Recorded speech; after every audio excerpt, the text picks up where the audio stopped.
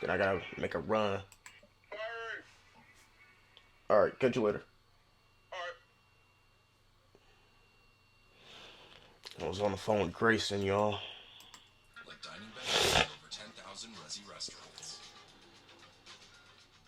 You might know this, but you deserve a little bit of I had to check this out cash, with y'all. a little bit of my retirement. We got Steph, Bron, Steve. It's not something I like to talk about in public. In public a lot. You know, We got a mind game exclusive. We got an exclusive. When he came in the league, I still felt like the big brother. You know, I still felt like I got the upper hand. Right? You know, then he started becoming who he is, and the pendulum shifted. And so, my last 2 years with Lakers, my second game with Lakers, I bumped knees in Dame's first game with Dame and broke my tib fib joint on the inside, where like it's weight bearing, it's a problem. And it's where the nerve goes. I already have nerve stuff, and I was never the same. I spent 2 years working out twice a day just to try to overcome it. So I come back my 18th training camp, Oh, and I'm like, I've been going so hard trying to get there. I had a pretty good first preseason game. Like, I can't remember. Like, I think we drove home to San Diego. I had back spasm the next morning. I was just like, then like I don't know. I was doing all right, and then I was like another flare up, and it's just like my nerves were messed up. I couldn't recover, and I was like, well, I gotta find out. So like I had a week since I'd last played, and I was like, we're playing them in preseason. I'm like, I gotta find out. Like, I have to play hurt. Yeah. Can I play hurt, or else what's the point, right? And so we went to play these guys preseason, like Ontario, California, or somewhere. I don't even remember this. And I remember that game. We said came. Ontario. I knew it. We came out. I'm guarding Steph. I think they put up like 50 in the first quarter. okay. Maybe it was 45, but it felt like a 50 piece. Right? He's running everywhere. I'm like, back is broke. Everything's jacked. I couldn't have stopped him if I was 100%. And I'm like dragging around. Stevie Kerr's putting me in every action. I'm looking over at Steve like, come on, Stevie. I think that we know. We know. He's over there smiling too. They're laughing at me. Alvin Gentry over there laughing at me. Like, no, just like, see what you got. I'm like, man, literally like 4 more days of thinking on it. I was like, Dang. I think it's time. I think it's time. And that was it. He said, I think it's time. You put him out of his misery. You called Mitch and said, Called so, Nash and was my like, hero. You know me out. Oh, man. That's classic. Next thing I know, he showed up at practice and was teaching us pick and roll. Hey, if you can't beat him, Draw it on. Man, what? That really happened.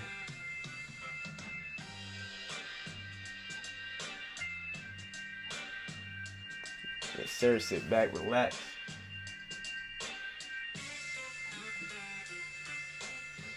cheers. Going this way and one this way. Yes, sir. Yes, sir. Thank you for doing this. It's our first official golf podcast. Yeah, they heard mind the game. They thought the game was basketball today. It was actually not. We say mind the team. I was watching the Bryson DeChambeau Oh, the break 50? break 50. I mean, I knew you were good. I was losing my mind. I only watched half. Yeah. You matched it. I watched the whole thing. Yeah. I mean, that's Ooh. being kind. As you could, my first shot, I lost my mind too. There's like a little small gallery behind Oh, there was. that was following us. And so I knew the whole concept. Bro, this is weird seeing. I ain't gonna lie, because I grew up in the era. You feel me? Brown went into the league a year before I was born. So I grew up in an era where Bron and Steph did not like each other. They wasn't cordial, bro. So it's weird seeing them he sipping the drink, sipping the bubbly.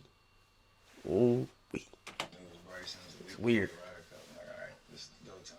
And it's the best, I think, best golf I've played. I used to not like Steph every time just because he could beat Bron. I don't know what hole it was, and you was like, I'm gonna give it a little grunt. I ain't like it. I respected him, but I ain't like it. And he got him on the drive. And you can, and Bryson, obviously, this is what he does. Like, this he's a Oh, I could tell in his best in the voice. world. When they got up to the ball, he was like, I think that's your ball. He was like, oh man, I outdrove him. Like, it was crazy. I think one of the good parts too that I was watching too, and you was I think Bryson asked you a question like who's your inspirations? Like, and obviously, in the game that we all Oh love. yeah. You mentioned Steve and you mentioned Reggie, and obviously Reggie makes so much sense and it's terrifying to competitors like myself and all the competition over the years. How did that, what made you kind of watch those guys from the beginning? It's funny that I'm sitting across No, from you talking about the life. so that's the deal. I mean, we all got history in the game, Right. playing against each other and the whole deal. But my rookie year, we played in a preseason game outside in Palm Springs, Indian Wells, Tennessee. Indian Wells. It was my first time actually seeing him on the court and to the point of inspiration. Okay. I still do some of your when you're in the starting line or the national anthem line. I used to do like the little leg stuff. I was watching everything you did from across the court. But growing up, like I knew I was a pass first type of point guard. Yeah. Like my dad had to actually tell me. Bullshit. Nah.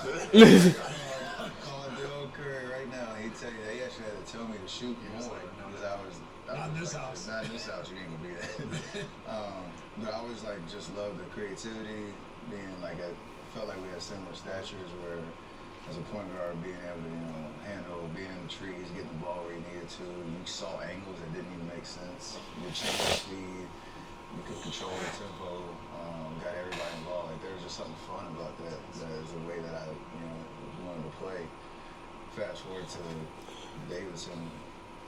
I was a two guard and had to kind of expand. That's what I mean. There's a video of me as a 10-year-old running around with a Reggie jersey, just because I just love his competitiveness and the way he moved off the ball. I didn't know that would be a huge part of my game once I got to like how am I going to actually make it to the league type vibe. But that was your style was like exact. I tried all the behind the back pass to this day, one-handed, left-handed, like all that type of stuff. Just seeing the floor a little differently. Felt like he was kind of the model for that. Yeah. And what about your pops too? Obviously the inspiration that you saw every day, but like as your pops being a pro itself, anything like you took from his game, like the quick release. The quick release, yeah. Every video you see him sitting in the corner, one dribble and then the quick release. He had the high arcing release too. Yeah. I couldn't get that, so it was like almost comparison and contrast of right. I want to be a great shooter, I want to have a quick release, but I also have to own my own form. Right. I can't really. It has to go in at the end. Yeah, you know what I'm saying. All right. You gotta feel comfortable with what you're doing. But did you guys ever talk about it? Like quick release? Ron asked that question because he wondered if Ronnie be thinking that. You know what I'm saying? Like, yeah. And like, did my son try and copy my moves or will he just go out there and play his own game? Yeah, One and oh. A lot. When I was in high school, changing my form, I used to do like the little slingshot situation, and to the point of seeing when I watched myself on camera, it's like that thing looked like it took forever to get up there. But to your point, it went in. As I got to varsity, I was like, it's probably not going. That thing's getting swatted to the 8th row. And you was able to dissect that. No, my dad. Your dad, okay, yeah. Called it out as I was making that transition. I wasn't with it at first. Right. I was, because I knew he was going to have to break down all the fundamentals of everything that I felt comfortable with to then master like a new form. It felt like it too much. Yeah, it's like I don't want to do extra credit on the home. I already know the formula. Like I got to recreate it, and obviously it worked. But I feel like someone who loves shooting, shot a million shots, always, obsessed with it, watching you shoot. Like, I think I have a bit of a classic shot. I get it to like Clay, get into the pocket and shoot. Yeah. What I think you brought to the game, and I'd love for you to tell me I'm full of it, is you don't really stop. So like you talked about this shot as a kid to now, it's the same shot but up here. Like I don't really feel like you stop. And if you do, it's like this split second. Only probably on like just standard catch and shoot. Where I always tell people like I would teach Clay's form to anybody who said, hey, how do I shoot a basketball? I would like pull up with a clip of Clay. Perfect. And it's just that's freaking perfect. 10 out of 10, no notes, right? But He missed Clay. Steph missed Clay. He don't want Jimmy there. He don't want Jimmy Butler there. You miss Clay, man. That's crazy. Because it's kind of wouldn't call it unorthodox, but it is a one-piece shot that no matter if you're really all the way on balance or just off, or if you got it on the right hand, left hand off the dribble, like whatever it is, I kind of can get it here quick enough that, Through the zone. and I still have all my power. Yeah. You know, I don't lose anything through that, so that's helped me, especially at 6'3", like in the league. No matter who's in front of you, you really feel like I have a chance. As long as I get them to drop their hands a little bit, I can get it up there quick, and I don't want to have any wasted motion. Was that by design or was that just happened?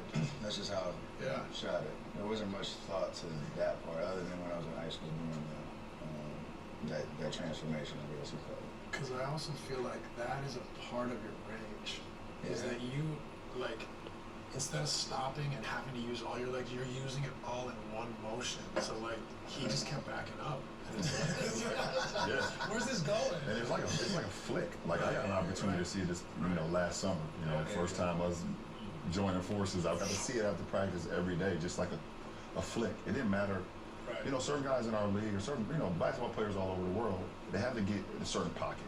And in order for them to even get to here or how, it's like when he touched the ball, by the time he does what he needs to here, it doesn't matter where it's coming from. It come from here, quick.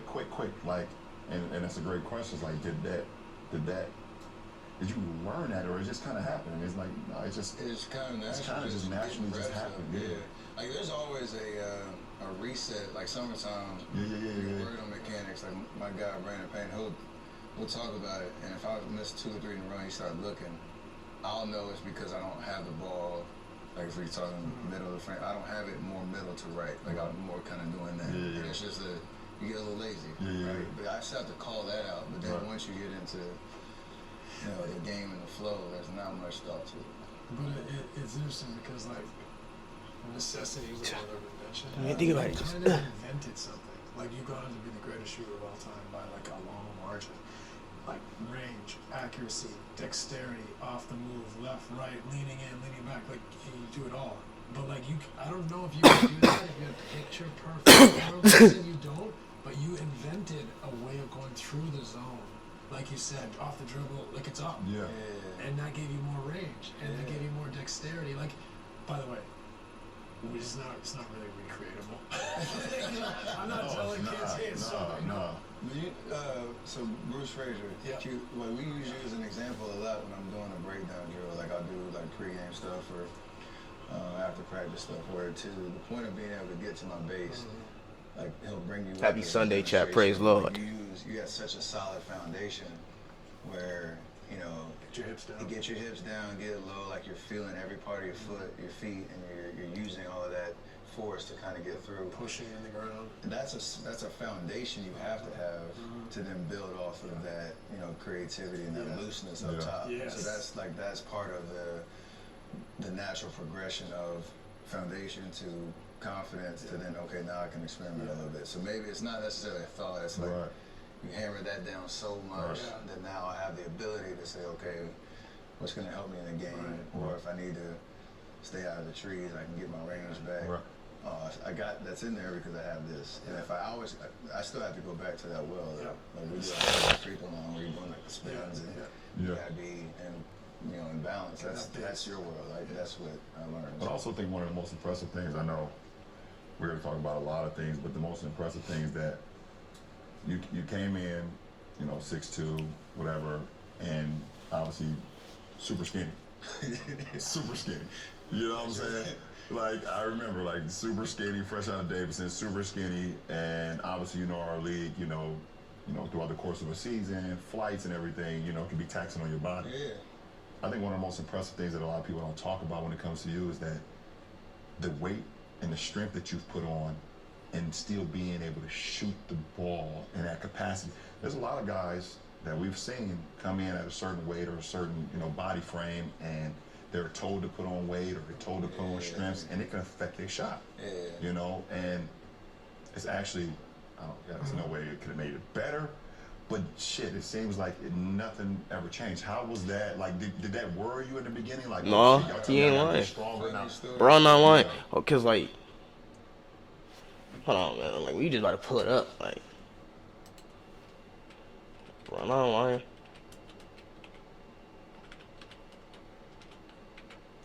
2011. Look at look at this little dude. Feel me? Look at this little dude. He a twig.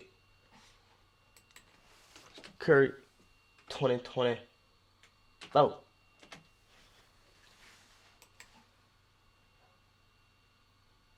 Feel me? Like, Curry did bulk up a little bit, but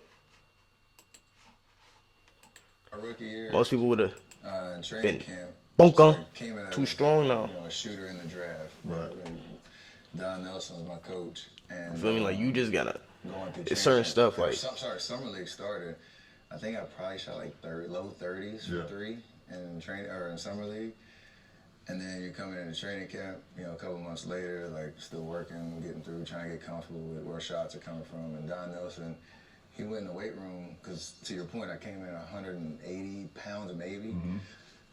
They were trying to get me in the weight room, doing all these lifts and stuff. I'm shooting like trash in training camp like the first week. He walked in there and cussed out everybody in the room. It's like, y'all killing the shot. He's lifting too much weight. And to me, I didn't know that as a concept because Right. I always just wanted to get stronger. Right. Like, most of it was just vanity. Like, hey,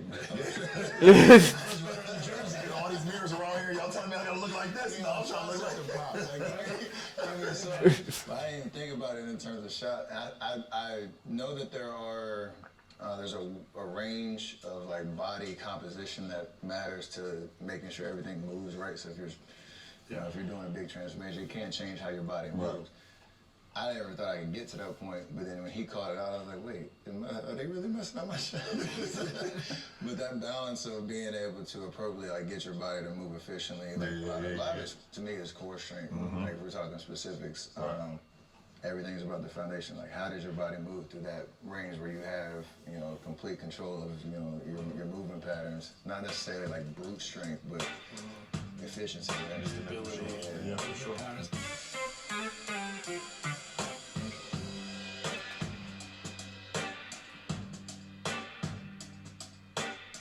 After 18 seasons of NBA travel spanning from Vancouver to Phoenix to Los Angeles, I know the importance of arriving ready to perform. That's why I'm excited about Emirates Premium Economy, which brings a whole new level of comfort to international travel. You know those cramped airplane seats? The wider leather seats. I gotta pay the bills. 8 meals up here. The inner calm.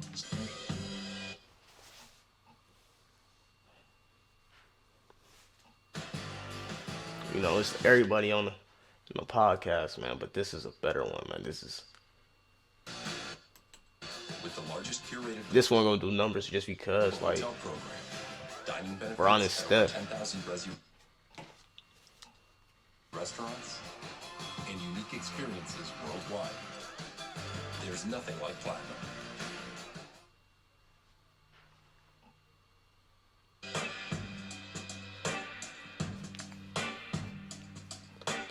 I want to talk about or hear about like your summer routine, your shooting routine, this legendary work ethic. But you came in the league with ankle problems. And physical therapists will tell you that the glutes, hip strength has a lot of connection to ankle stability. It takes, obviously, a lot of pressure off the ankles. When you went through all that stuff, first of all, like, I'd love to hear, looking back, were you ever worried? Like, is this it for me? Like, am I going to be put in this little box of can't move like I want to move? And then two, getting that hip strength. I've heard about your deadlift strength. So, like, walk us through that a little bit. Yeah, after my second year, had my first surgery, and tell my wife, like, there was a moment in rehab, sitting in the basement of my house in Charlotte, like a 3.5, almost 4-month rehab just on that, to the point where I wasn't even rolling my ankle, like landing on somebody. I was doing the one where, we catching in transition, I'm pushing off, and that thing would flip, and I would look back like, what? Drop Like something. bandy legs, like literally, like I just couldn't stay on my feet. Wow. And to your point about learning your body, right? Like learning how it moves, learning what. You didn't have that problem in college? No. You know I rolled my ankle one time in college, the traditional way, where I was coming down the lane, going up for a layup, and playing it on somebody's foot and rolled it. That was my junior year. But I didn't really have anything coming in that was of concern. But to the point of the volume of games in the league, the physical, you mentioned the physicality of the league, travel, all that stuff got weaker. I wasn't doing the things to keep up with the pace. and it caught up to me where the whole chain was compromised. And I had to learn all of that on the fly post the second surgery, because first we thought it was like, is it the shoes I'm wearing? Is it, I got those big Forrest Gump looking ankle braces that I still wear now. And you're just like, what is the problem? I feel strong, I feel doing everything right, I feel coordinated, but I can't necessarily get through a full season. So learning your body, learning breaking it down from the beginning of, to your point, core strength, glute strength, the entire chain that can show itself if, in strength or weakness down in your ankles. And for me, like, the most boring, monotonous work you've ever done in your life, right? Every day. The little muscles. Proprioception type stuff, movement patterns.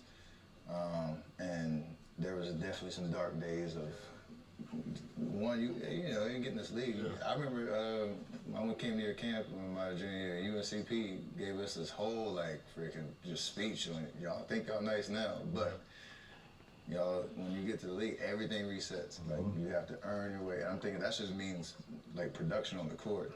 I ain't know nothing about the off the court stuff. You know what I mean? So that was the learning curve of trying to figure out how you're gonna survive in this league. And if I couldn't even be available, how do I even know, am I good enough? Can I get to that level? And there was a lot of fear and doubt in that moment, for sure. Because you feel so far away from yourself. But especially if you know, like, I know I belong, I know my game translates, but my body is not even allowing me to get to that point. Right. So you can only imagine, like, frustration. Like, I know my work ethic, I know the work I've put in, but shit, my body is not even allowing me to even get to that, to even show what I'm capable of doing too. So definitely, for sure. Especially those early days when you're trying to prove yourself. Yeah, for sure. I belong. You have those little moments. You have a couple good games. Yeah. Like, oh yeah, I belong. Yeah. Having said that struggle kind of made you who you are. Yeah. Right? Like, as far as the shooting, like, it went up with the strength in the hips, came the strength in the ankles. Came the dynamic movement. Like, I mean, your fitness levels, we'll get to the style of play, but if it wasn't for that process, it's almost like you didn't shoot 42% from 27. Like what? 42% from 20 feet. I think there's an understanding of not taking anything for granted, even to this stage in terms of longevity, that I learned then, that it's carried, to this day, of how I approach, the off season, how you approach the recovery days, how you approach even just priming yourself for a practice. Like, I can't just walk on the court. Like, there's steps you gotta take, I think we're gonna hype each other up a lot in this thing. But, like, walking into the locker room last year, for the Olympic journey, we hadn't played with each other. I'd heard about the work ethic and the sheer volume time and how he takes care of his body. But when you see somebody on that level, couldn't beat him to the gym in the morning. But it was like the idea there's just an energy of, like, we all know this is stuff that makes you who you are on the court, that's going to prepare you for the moments when the lights are bright.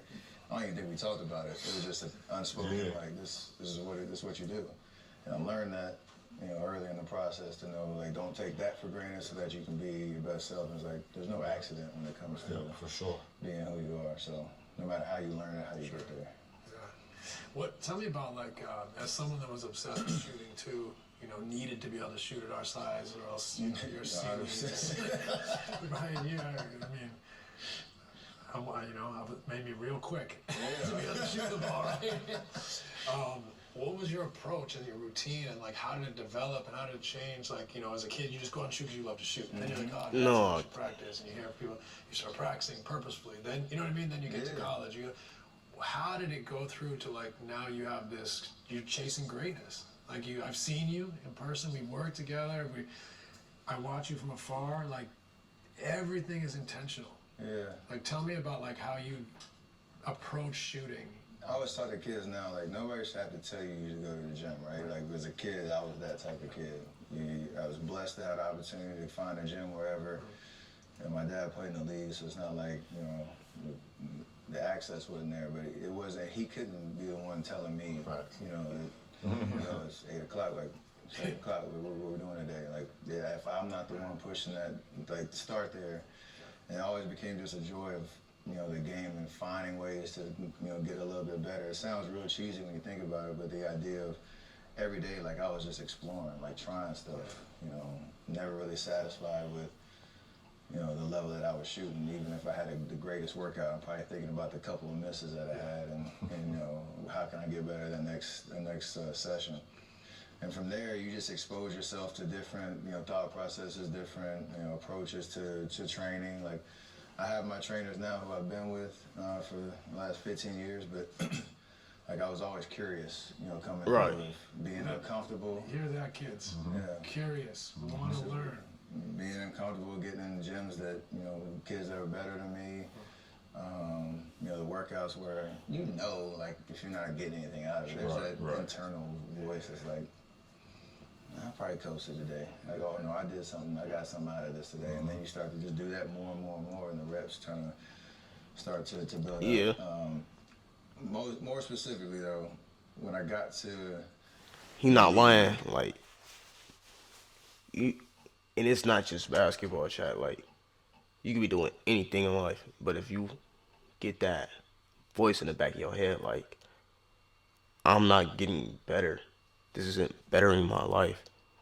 You're not gonna wanna, you know what I'm saying? You're not gonna wanna do that anymore. You're not gonna wanna pursue with your full heart, your full passion. So, like, that's really what he just said right there. Like, because you can try a million things.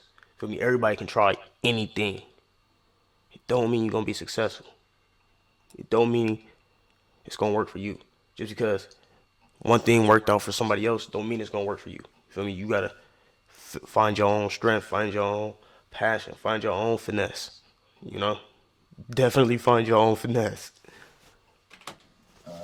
I thought I was preparing myself for the NBA journey and the pre-draft workouts and stuff, but I was still at Davidson, still doing like college type workouts, and I caught up this guy Edon Ravine who I had met through my agent, and he's like, "Yo, come out to Baltimore, or sorry, to Maryland for a couple weeks, and let's just work out."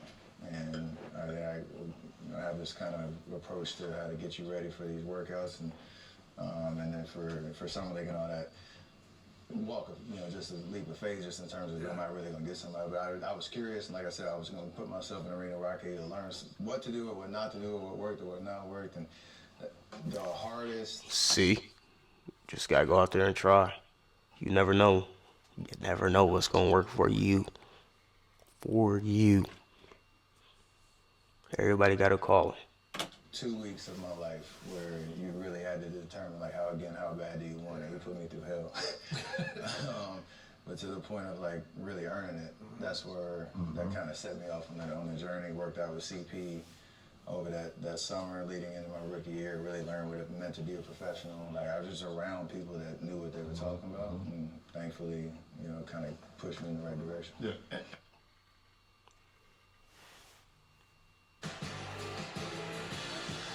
For experiences like no other. This for all the Steph Curry fans, You man. work hard like no other. With the Shut up. I do need a card, but shut it.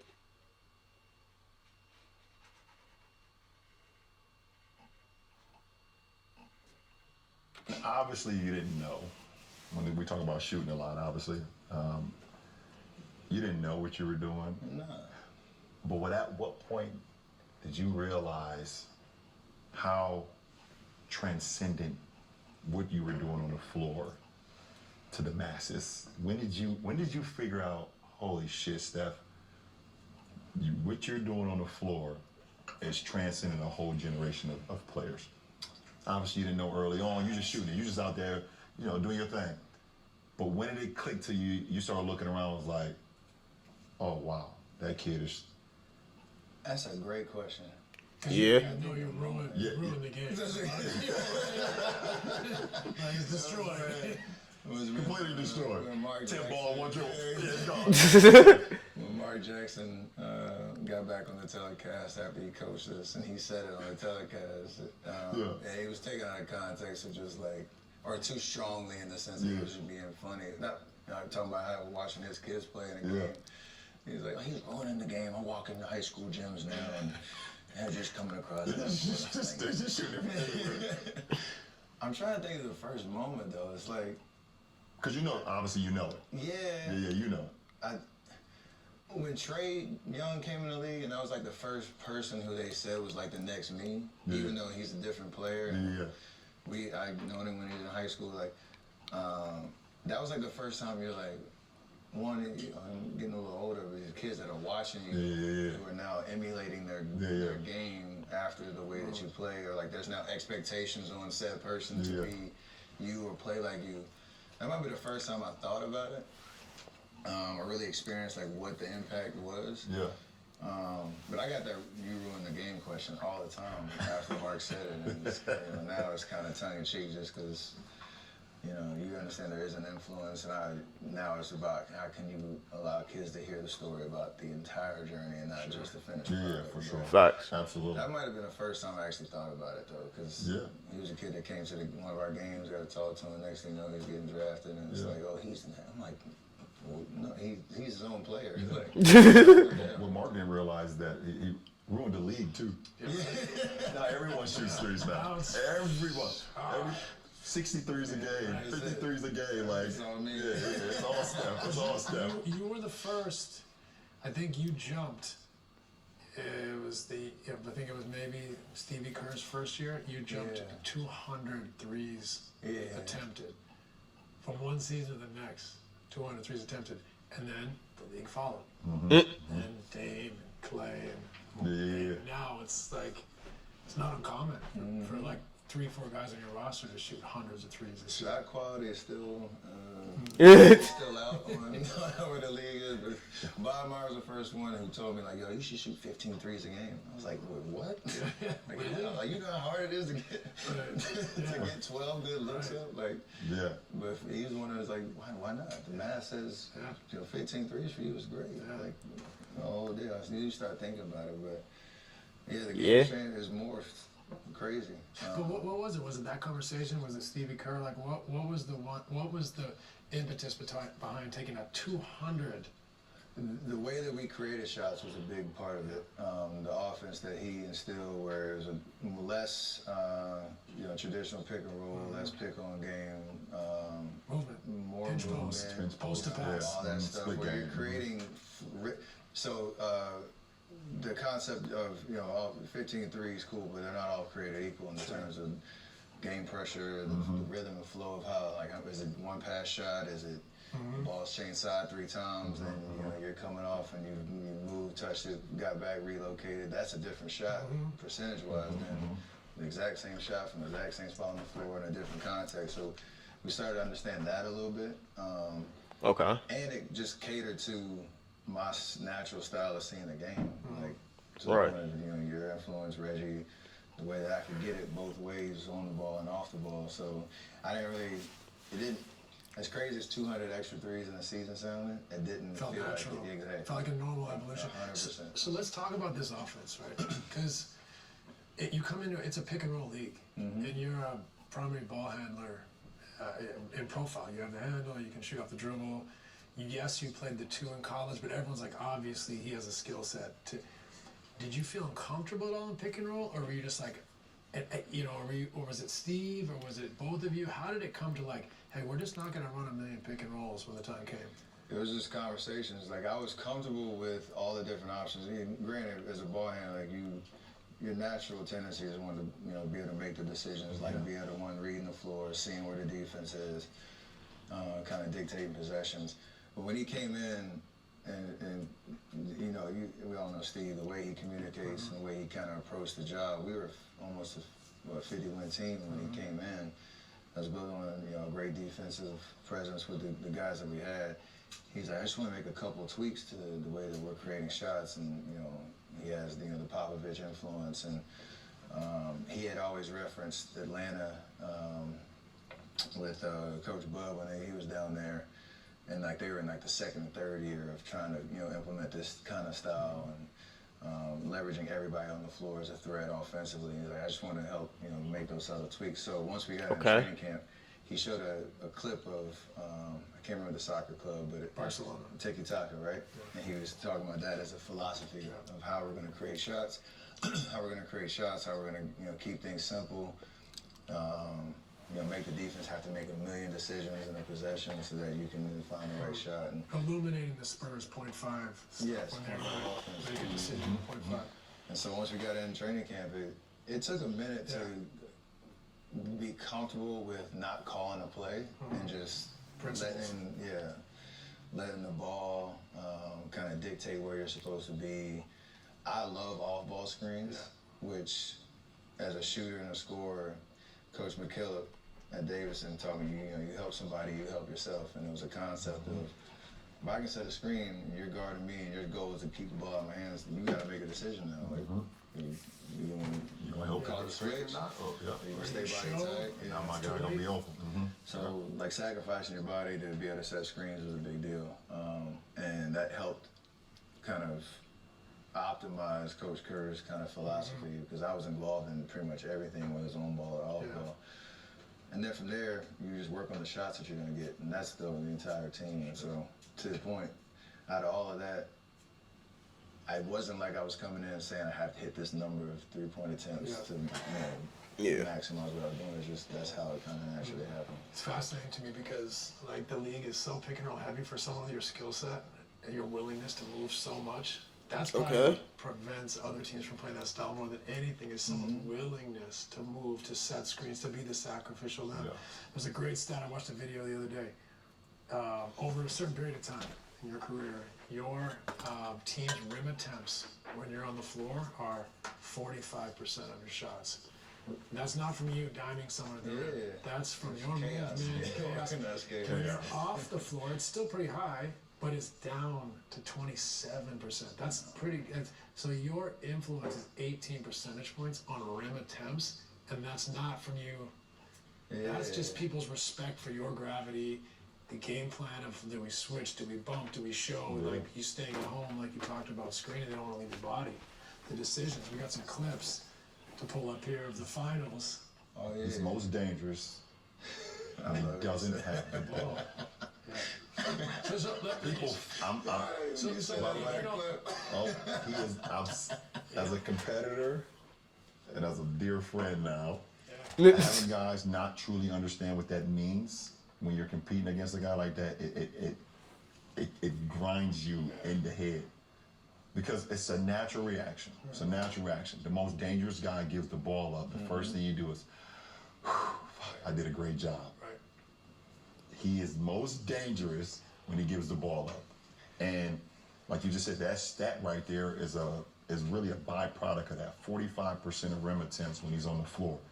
That means when he's giving the ball up and he's moving and everybody is doing like this to Steph, slip happens. Draymond layup, Iguodala lob, guys, Gary Payton III dunk. Like, because of that vibration, It's funny to say the ball has energy. Also, player movement has energy as well. And certain guys, like you go back, like you said, Reggie, having energy, himself having energy. Guys are just moving and flowing. Right. And it's a beautiful thing. It's not beautiful when you're playing against them. It hurts. It's impossible. But as a competitor and someone who kind of like thinks the game as well, it's like, wow, you can appreciate that shit. That shit is like, it's those possessions where like you've been on the sideline as a coach, like when you start clapping, no matter if the shot went in or not, because you knew that the possession was just absolutely. Those are my favorite moments when you're watching film. It's like that's just basketball at its best. Yeah. And being a part of executing those type of possessions, those are my favorite. That's when you don't matter who scored, everybody Operation successful, patient dies. Yeah, literally. It didn't go in, but that was everybody clapping. Operation successful, patient died. That's hilarious. That's like a classic quote right there.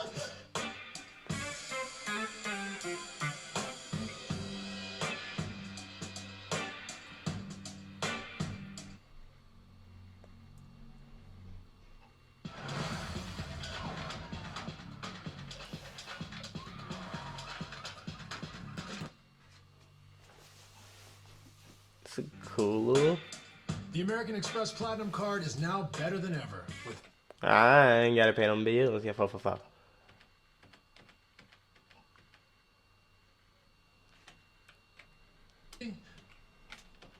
Come on, Steve.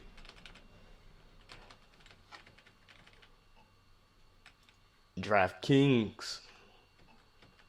Hashtag no ad. Let's take a look at some of these clips of you guys playing each other. So, By the way, I haven't seen these clips. Yeah. It's cool. I was. I bet in our side coaches we could probably go back to for each sure. of these moments. so like, just first of all, the post to pass. I think it's important for like the casual fan to understand why is a post to pass interesting? Because like you guys, you're not saying let's go to Festus here. No. You know, what happens is I'll start and let you guys talk about it. Yeah. When you throw the ball in the post, now you've disoriented the defense's vision. Right? Instead of everything being in front of them, you're supposed to see man and ball. You almost, it's impossible. Well, I mean, you say it's the same thing as what the Bulls was doing in the 90s when they would throw the ball into Luke Longley at times. And now the other actions start happening. Chicago screen, pinch post. MJ could come off of it. Scotty could come off. It's the same kind of concept. An area on the basketball court located about one step off the free throw line. Extended on the weak side when an offensive player positions themselves to receive a pass. Okay. What they were doing, it was just called the triangle. You know, so like you said, as soon as the ball go into the post, now Action starts. action begins, and it's like it's controlled chaos. Yeah. But those guys know exactly what's going on, but we're just trying to get the chain to move on the defense. You know, and it's when you have threats, you know, on the floor at all times, it can disorient a defense, which it, you know, you would show the first clip of me having a fuck up. Is that you right there? Yeah. I'm about to say, I completely. this is the happiest I've ever been watching this game, by the way. So we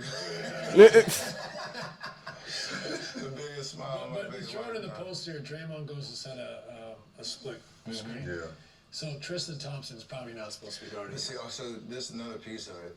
I can't. So there's 6 seconds on the shot clock, and the reason he's guarding me is probably because Because we something probably happened.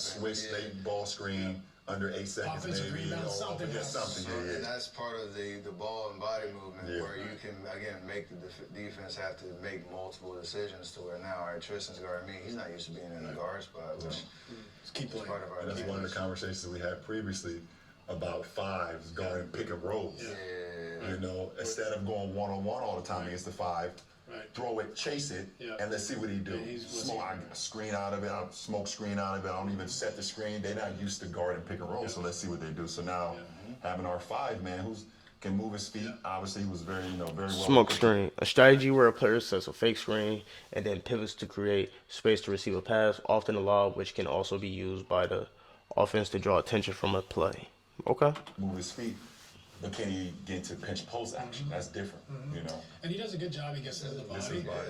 You know, I think LeBron's trying to play center field here because Draymond, and he's, you know, so what happens though? Come off a hard cut, he sets a screen, and you're so fearful of daylight. It's my favorite moment that Tristan has to decide. So I think I can fearful get of through daylight. this. Yeah. What Yeah, else he is did. tricky for people is that if Tristan runs into the screen or under the screen the way he should on a switch, Yeah.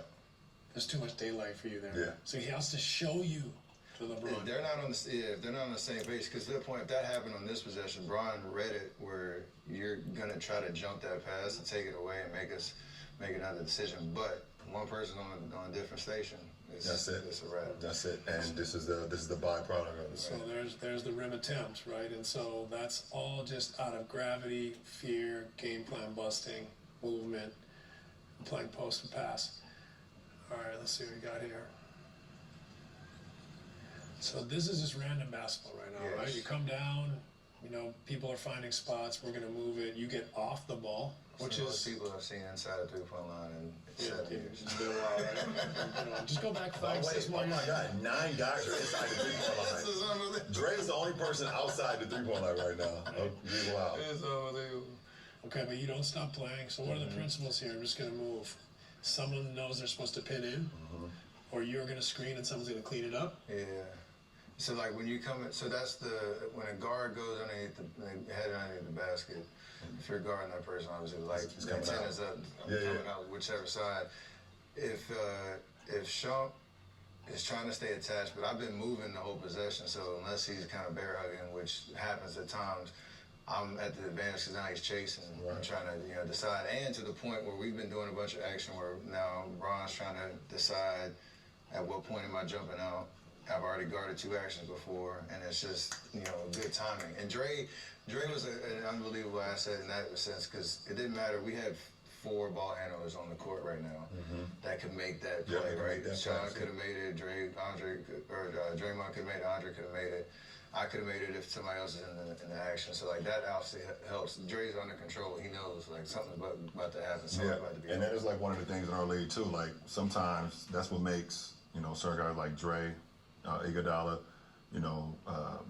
Rondo, Draymond. It makes some of their superpowers actually work for them as well because if you can see right now, we're not pressuring Dre. We're trying to read his eyes, see where he's throwing the ball, and then maybe stunt to the direction of the pass. But also what the flip side is that he can see everything because there's no pressure. Same thing with Rondo. Imagine Rondo up there with Paul and Ray coming off floppy screens, KG and Perk setting the pin downs, and Rondo just up there just like, because no one wants to pressure him. Yeah. They're afraid to pressure him because he's fast, but also they say, okay, well, you can't shoot as well, but his superpower is you not pressuring him. So he can just... You're giving him time. And you can see it all, So I don't know if we were in if Steph's underneath and he comes out, we're switching. Yep. Well, I would say you're in something because you're I'm in something. And he gets locked in sometimes. And, it's part of it too. The first part about this is it's random. Yeah, So you're not always certain. Steph gave the ball up on the left wing and threw it to Dre, and now it ended up down here. And did his possum thing. Yeah. What's going on? What am I doing? Popcorn at halftime? I don't know. I feel like maybe something sweet. Yeah. And then boom. So when he starts to sprint here, head under the basket, playing possum, he sprints. Shump now is in emergency mode because he cannot be like this is too much daylight. There's never a time he's gonna point switch him out. So it's like or point switch me out. That's exactly. And so he's on his bike now. When you're sprinting that fast to close, it's hard now to read and react. Yeah. Right? It's hard to read and react. And so LeBron really should be on the high side here. Correct. But he probably feels if I get on the high side and he fades and we switch, I'm in trouble. I'm in trouble. So you're thinking, let me bias my body towards Steph. And point. You almost passed me off. Yeah. Like, just certain players in our league, it's just certain guys over the course of the history of the game, no matter what you do, they still have an advantage. Yeah. And that's what makes him great. That's what makes greats great. That's what makes him great. That's a great point. You have something? No. I want it. Yeah, exactly. I was gonna ask you about him in a second. No. It's about the guest. We got the guest on, Steve. No. You guys battled it out 4 straight finals. This is important history. All right, man. That was a good one. That was a good episode, man. Especially for the basketball fans, LeBron fans, Steph fans. We love to see it. Happy Sunday. Praise God, man. Y'all keep y'all head up. Y'all stay blessed. Love y'all.